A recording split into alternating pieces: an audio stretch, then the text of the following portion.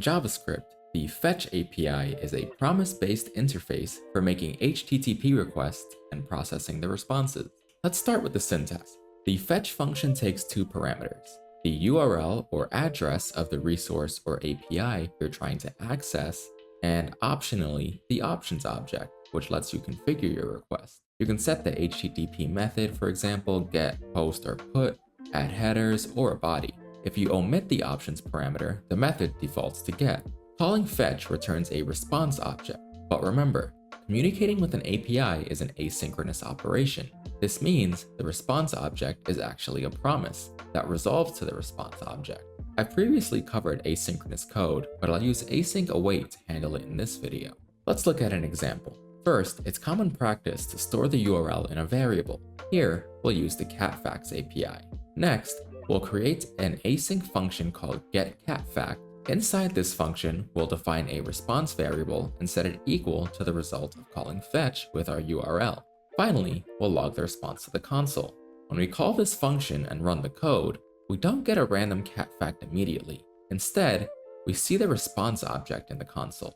This object contains information such as the status code and headers. Data sent over the web is commonly formatted as JSON.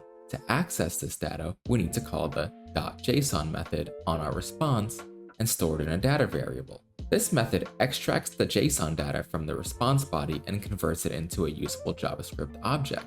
Now, if we log our data instead of our response, we'll see a promise log to the console. Why is this?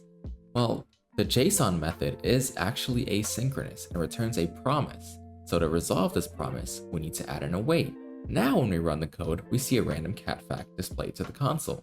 Let's look at another example where we have to use the options object to send a post request. We'll use the JSON placeholder API, a free fake online service that lets you test HTTP requests without affecting a real database. Since we'll be creating a new post, we'll need to make a post request and include the data we want to send. First, we'll update our URL. Second, we could add the options object directly to the fetch parameters, but this can make the code look messy. Instead, we'll create an options variable and store the configuration object. Then, we'll pass this variable as the second parameter to fetch. I won't go too deep into how to build this options object, but here's the key takeaways. You can see the method is set to post to specify the type of request, and the body includes the data we're sending converted to JSON. Now, if we change our console log to log the response, we see we get the status code of 201, and the OK parameter is set to true, which means we successfully created an entry. What if we encountered an error? Let's say we modify our URL to something incorrect and run the code again. What happens? When we check the response object, we'll see a property called OK. In this case, it will be false, indicating the request failed.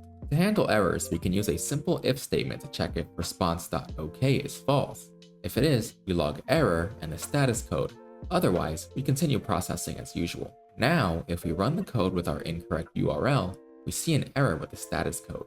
But if we change it back, it works as it should. That's a wrap on Fetch.